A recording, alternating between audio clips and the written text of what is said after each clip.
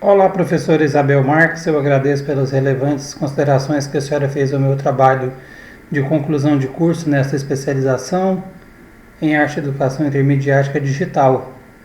Em primeiro lugar, quero externar minha satisfação em poder ser orientado por uma pesquisadora com larga experiência na área de educação. Acessei seu currículo Lattes e vi sua formação em Pedagogia pela Universidade de São Paulo, em 1987, mestrado em MA em Dance Studies, Laban Center for Movement and Dance, 1989, e doutorado em Educação pela Universidade de São Paulo, 1996, e as áreas de interesse para a pesquisa do ensino de artes, com ênfase em dança e linguagem corporal, interatividade e dinâmicas da contemporaneidade. Fiz um espelho para essa apresentação, vou segui-lo para evitar perda de tempo. Pois bem, acessei via internet o site da Caleidos, Companhia de Dança, fundada e administrada pela senhora, e vi também que em 1996, juntamente com o Fábio Brasil, criaram o Instituto Caleidos, voltado para a docência, pesquisa e produção das artes do corpo e da palavra. Convenço-me de que estou em boas mãos e agradeço também a professora Fernanda Cunha, coordenadora de nossa especialização, pelo cuidado em nos permitir ter acesso a orientadores com imenso saber e responsabilidade pela educação, quanto a senhora. Isto qualifica ainda mais nossa produção científica, além de exigir de nós mais empenho e eficiência para cumprirmos nosso TCC dentro do padrão de qualidade da Universidade Federal de Goiás. Nessa segunda versão, eu apresento as reflexões criteriosas a respeito dos pontos destacados em seu vídeo de orientação, que foi enviado para nós por meio de nossa tutora Aurizete. Quero justificar e desde já pedir desculpas pelo fato de meu vídeo anterior conter apenas o áudio, sem minha imagem.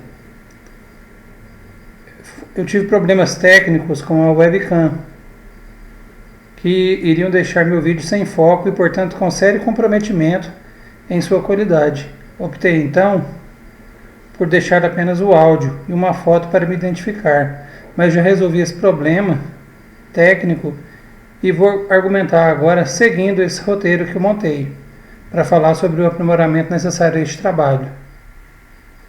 A coordenadora Fernanda Cunha disponibilizou na nossa sala de DICC-TCC um vídeo com mais orientações acerca das características e exigências formais e técnicas de nosso trabalho, ressaltando nosso compromisso ao cumprir os prazos, além de nos incentivar em produzir um TCC com excelência de acordo com o cronograma estabelecido, que foi atualizado e também disponibilizado a nós, na sala de TCC.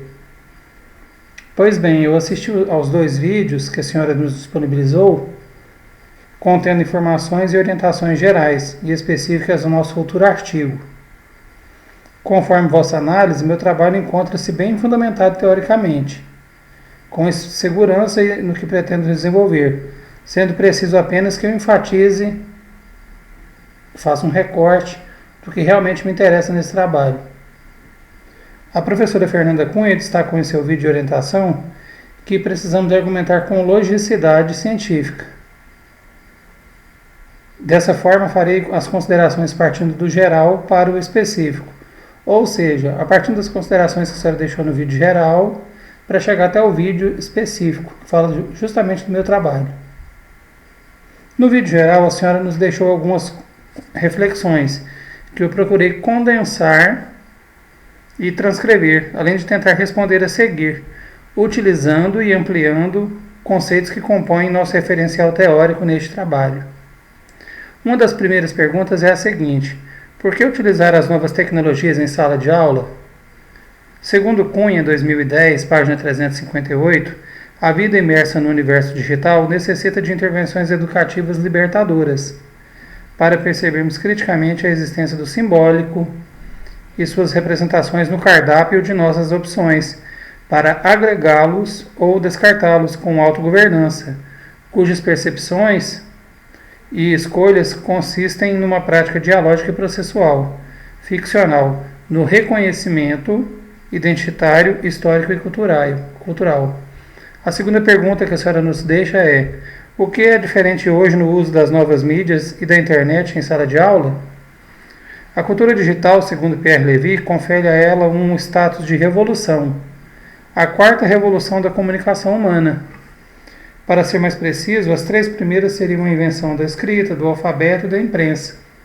Vemos também em Castells, 1999, página 22, que um novo sistema de comunicação que fala cada vez mais uma língua universal digital, tanto está promovendo a interação global da produção e distribuição das palavras, sons e imagens de nossa cultura, como personalizando-os ao gosto das identidades e humores dos indivíduos.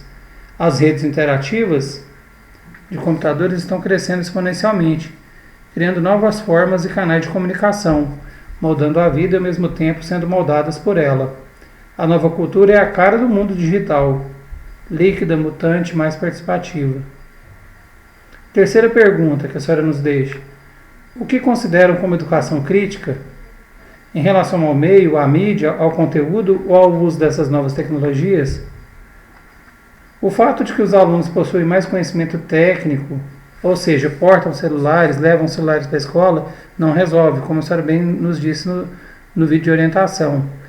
No primeiro momento, já que a maioria dos professores não são nativos digitais, isso não nos assusta. A análise crítica do potencial e dos limites da cultura digital cabe a este professor.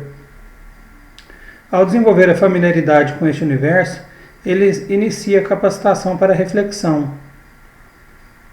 A cultura analógica e sua relação com a escola foi concebida a partir de 1450, com a chegada do papel impresso. Podemos, do ponto de vista das tecnologias cognitivas, dizer que a escola atual é uma escola impressa e, portanto, carecendo de uma atualização. A quarta pergunta que a senhora deixa nesse vídeo geral é a seguinte: as novas mídias só como ferramentas ou meio para ensinar em sala? Ou como suporte pedagógico para construir outra vivência em sala de aula? São novas possibilidades? O modelo de produção escolar simula a cultura do papel impresso. Alguém produz o livro, distribui, ele é lido, absorvido sem alteração. O material didático é centralizado, fechado e repassado aos alunos, que têm que provar que o memorizaram. A cultura do papel impresso forma a cultura da escola, no contexto da cultura analógica. Então nós percebemos que, sim, que essa tecnologia digital, essa cultura digital, ela é um instrumento importante para ser trabalhado em sala de aula. Respondendo a pergunta da senhora. Pergunta número 5 é a seguinte: como estabelecer a relação entre aprendizagem presencial e virtual? Como estabelecer as relações humanas? Estão ampliando ou substituindo as relações humanas? A respeito do conceito de performance, Schechner, 2006, página 2, propõe que as performances marcam identidades, dobram o tempo, remodulam e adornam o corpo e contam histórias. Performances de arte, rituais ou da vida cotidiana são comportamentos restaurados, comportamentos duas vezes experienciados, ações realizadas para as quais pessoas treinam e ensaiam. Bom, a partir dessa visão do conceito de performance, nós podemos dizer o seguinte: a aprendizagem virtual ela não deve substituir a presencial e vice-versa. Uma se complementa na outra. É uma mudança que veio para ficar. E o professor tem que buscar instrumentos para se inserir nessa discussão. Não apenas demonizar isso em sala de aula, proibir e deixar de tratar do assunto. Agora eu vou falar um pouco do vídeo específico, que só fala justamente do meu trabalho. Orienta especificamente e pede algumas considerações a respeito, para que eu explique melhor. Com relação ao vídeo específico do meu trabalho, o meu tema-problema tem um título provisório que é Cultura Digital e Educação, as performances culturais na escola e o papel do professor enquanto mediador do ato pedagógico crítico. Eu transcrevo a seguir duas considerações importantes que a senhora fez. A senhora disse que o meu trabalho está bem, está fundamentado, está bem amadurecido teoricamente. Eu agradeço, vejo isso como um ponto forte do meu trabalho e apresento agora as duas perguntas que a senhora deixou e é uma possibilidade de resposta. A senhora me perguntou qual é o foco dessa mediação em sala de aula? É o professor? Sim, o nosso foco foi a mediação do professor, não colocando numa perspectiva de super professor, consciente e crítico, ou de narrativa redentora, como nós vimos em um texto de Gustavo Fishman e Sandra Regina Salles de 2010. É necessário imprimir uma mudança social. Deixo agora uma citação para tentar explicar e responder essa pergunta. Ter esperança de um futuro melhor e mais justo para nossas escolas e sociedades não é uma atitude problemática per si. Entretanto, noções de esperança que se estruturam em uma narrativa redentora de heroísmo individual do superprofessor é uma esperança sem efeito.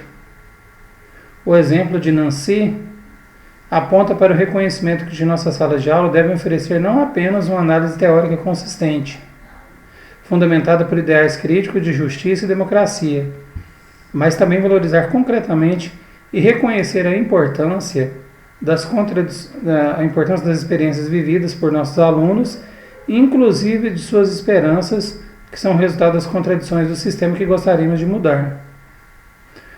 A segunda pergunta que a senhora deixa para mim é a seguinte: o professor nem sempre está inserido na cultura midiática, não foi educado para isso. O que fazer?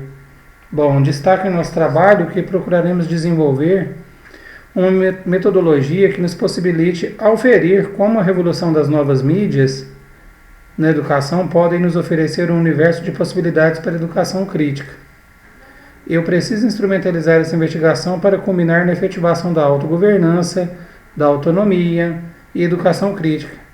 Dependo da experiência e sensibilidade da senhora, professora Isabel, para conseguir transpor essas barreiras. Falando agora um pouco de mim, eu deixei ao final, por uma questão de modéstia e reconhecimento da nossa necessidade de aprender sempre. Eu sou professor da rede pública no município de Aparecida de Goiânia, Goiás, há 11 anos, além de atuar como tutor em outra especialização em inovação em mídias interativas pela UFG, sob a coordenação do professor Cleomar Rocha. Além de eu estar concluindo nesse momento o mestrado em ciência política, tendo como objeto de estudo minha dissertação que analisa as eleições diretas de gestores escolares, os diretores, nas unidades municipais e os aspectos locais desse contexto, como era antes e como ficou depois das eleições diretas, a questão da gestão democrática, do poder local, da ingerência de alguns políticos, da necessidade de mudança nesse cenário. Tenho profunda preocupação em estudar a educação em seus aspectos culturais, políticos e econômicos. E sonhar não custa nada, Pretendo participar da primeira seleção ao doutorado interdisciplinar em performances culturais na Escola de Músicas e Artes Cênicas da UFG, EMAC UFG. Agradeço pela atenção e aguardo vossas ponderações para o aprimoramento deste trabalho, professora Isabel. Obrigado. A bibliografia utilizada neste trabalho foi a seguinte: Manuel Castells, Sociedade em Rede, A Era da Informatização, Economia, Sociedade e Cultura, segunda edição, São Paulo, volume 1, editora Paz e Terra, 1999. Fernanda Pereira Cunha, licenciatura em Artes Visuais, módulo 6, Universidade Federal de Goiás, Faculdade de Artes Visuais Goiânia, FUNAP, 2010.